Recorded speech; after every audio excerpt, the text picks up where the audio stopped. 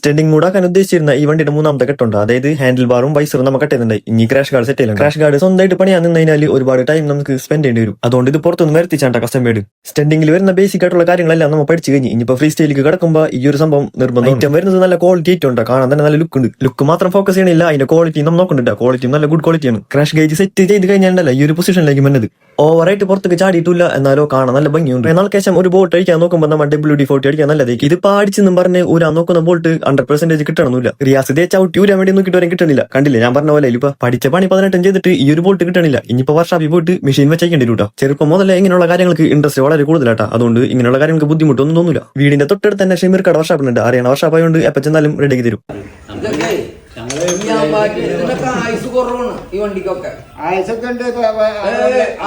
ഇതേപോലെ പ്രായം കൂടി ആൾക്കാരായിട്ട് സംസാരിച്ച് വാദിക്കാനും നല്ലത് വല്ല പൊട്ടക്കണറ്റി ചാടി ചാവണാണ്. തിരിച്ച് വീട്ടിൽ ചെന്ന് അഴിച്ചെടുക്കാൻ ഭാഗത്തിൽ നമ്മൾ ലൂസാക്കി വെക്കണം കേട്ടോ. ബോൾട്ട് ഉപ്പിലിട്ട വണ്ടി പോലത്തെ വണ്ടി കൊണ്ട് വന്നിട്ടാണ് ഈ ഒരു വണ്ടിനെ കളിയാക്കുന്നത്. എന്താർത്ഥത്തിലാണെന്ന് എനിക്കറിയില്ല. ബോൾട്ടും കാര്യങ്ങളും നല്ല രീതിക്ക് ലൂസ് ആയിട്ടുണ്ട്. എന്നാലും ഇങ്ങനെ ഉണ്ടാവും നാട്ടുകാർ അല്ലെ. സിംഗാമിന്റെ ബോൾട്ട് നമുക്ക് ക്രാഷ് ഗേജിന്റെ പട്ട വരുന്നത് പ്രസിംഗ് ആണ്. അതുകൊണ്ട് അപ്പുറത്ത് അടിച്ച് ലൂസ് ആക്കിയിട്ട് ഇപ്പുറത്ത് ഒരേപോലെ ആക്കി വെക്കണം. സെറ്റ് ചെയ്ത് കഴിഞ്ഞാൽ നിങ്ങൾ നോക്കോട്ടെ, റിയാസിന്റെ ഫ്രീ സ്റ്റൈലും കാര്യങ്ങളും നിങ്ങൾക്ക് കാണാം. ഒരു പണി കഴിഞ്ഞ അടുത്ത പണി പിന്നാലെ വന്നോളും. അതാണോ ഇതിന്റെ രീതി. ക്രാഷ് ഗേജ് സെറ്റ് ചെയ്യണ എഞ്ചിൻ സൈഡിന്റെ മോളിൽ വരുന്ന ഒരു ബോൾട്ട് ഉണ്ട്, അതടിക്കാൻ കിട്ടണില്ല.